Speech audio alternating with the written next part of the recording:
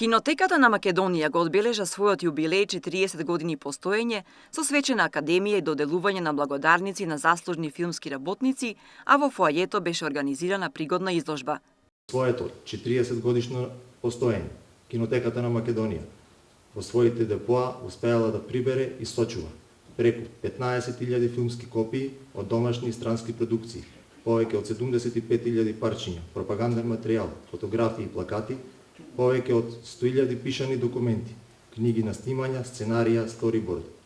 Во единствената филмолошка библиотека, која е составен дел од кинотеката, има над 4.500 книги за историјата и теоријата на филмот. Традиционалната награда Златен објектив за исклучителен придонес во македонската кинематографија оваа година ја доби Дарко Марковиќ за кусиот анимиран филм Рака.